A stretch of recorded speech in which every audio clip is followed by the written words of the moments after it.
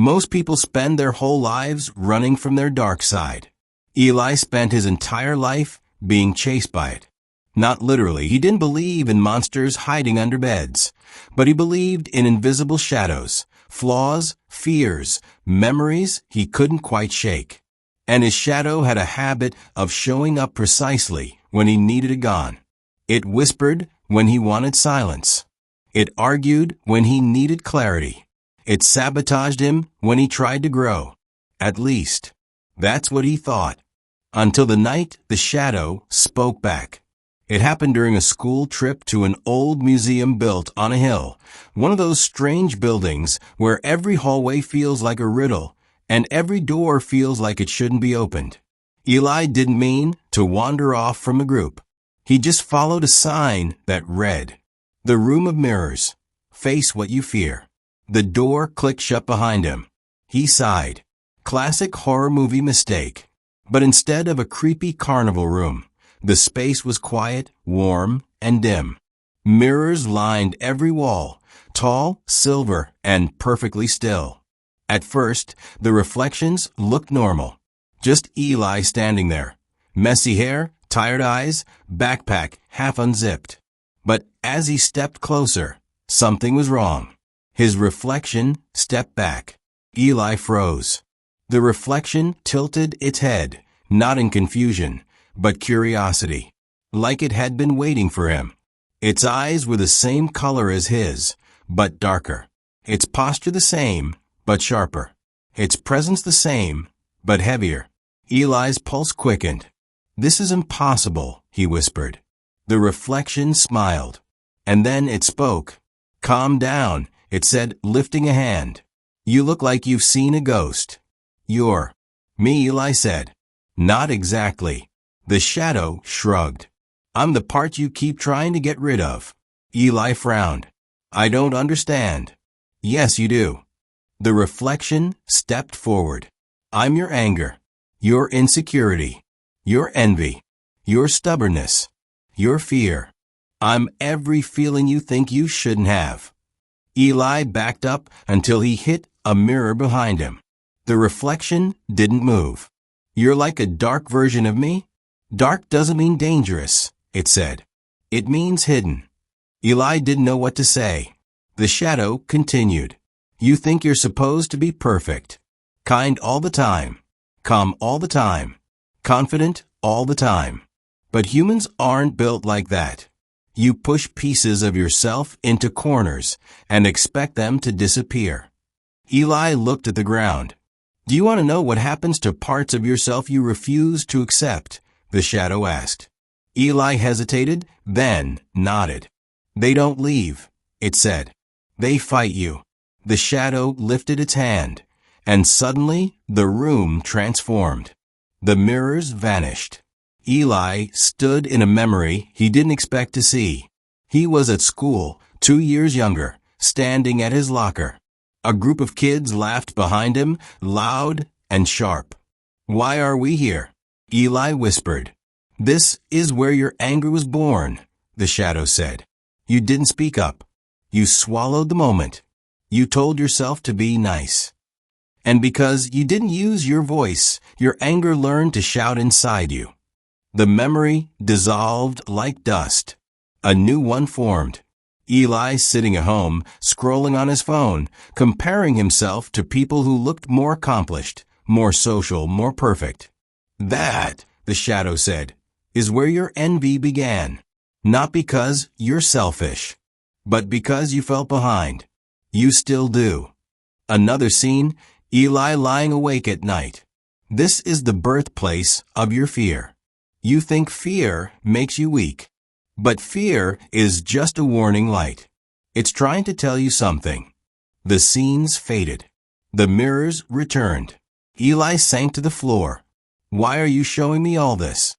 "Because you don't understand the truth," the shadow replied.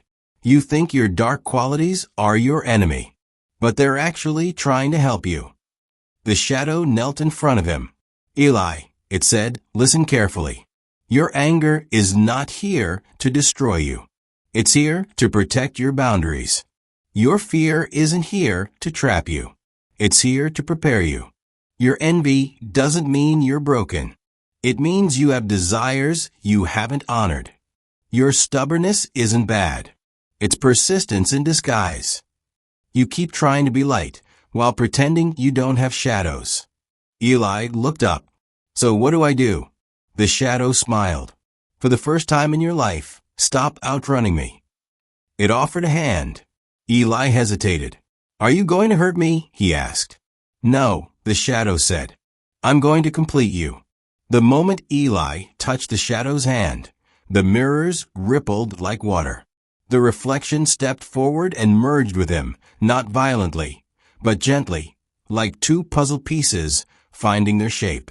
A warm feeling flooded through Eli's chest. Not darkness, not fear, just understanding. Every emotion he had buried rose to the surface, not to overwhelm him, but to be seen. His anger settled into strength. His fear transformed into caution. His envy revealed forgotten dreams. His stubbornness turned into determination. Eli had never felt so whole. The room brightened, almost glowing. The shadow's voice echoed one last time inside him. Light without darkness is incomplete. Darkness without light is lost. You need both to be you. The mirrors dissolved and Eli found himself back in the museum hallway. The door behind him was now locked, as if the room had never intended to be entered twice. He placed a hand on his chest. The warmth was still there. He didn't feel fixed. He felt real. Walking back to join his group, Eli noticed something strange. The anxiety that usually curled in his stomach wasn't there. He wasn't suddenly fearless or perfect, but he wasn't running from himself anymore. For once, he didn't feel like he had to. His friends were arguing about where to go next. Normally, Eli stayed quiet, afraid of starting conflict, afraid of seeming difficult. But this time he spoke. Hey, he said gently, we can figure this out without shouting. Let's choose together. Everyone blinked at him. Eli blinked too. The confidence didn't come from pretending to be strong. It came from embracing the parts of him he used to bury. Later that day, when something didn't go as planned, he felt frustration rise. But instead of pushing it down, he asked himself, what are you trying to tell me? And the frustration answered, I need more clarity, more direction. Not a monster, not an enemy, just a message. That night at home, Eli stood in front of his bathroom mirror. His reflection looked ordinary again. No shadows moving on their own, no mysterious dialogue. But he knew something had changed. He saw a whole person, not half light, half dark, just human. He whispered to his reflection, I don't hate you anymore. And for the first time, he meant it. Maybe you're like Eli. Maybe you've been raised to believe your dark side is something shameful. Your anger makes you difficult. Your fear makes you weak. Your envy makes you selfish. Your stubbornness makes you wrong. But none of that is true. Your dark side holds the emotions you haven't listened to. It stores the dreams you neglected. It protects the wounds you haven't healed. It is not the villain of your story. It is the part of you waiting for recognition. You don't need to fight it. You don't need to erase it. You just need to understand it. Because the moment you stop seeing your dark side as a curse, you start realizing it was your compass all along. Eli didn't become fearless. He didn't become perfect. He simply became honest. And in that honesty, he found a quiet kind of power.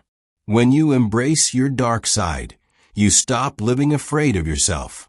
And that's when you finally become whole.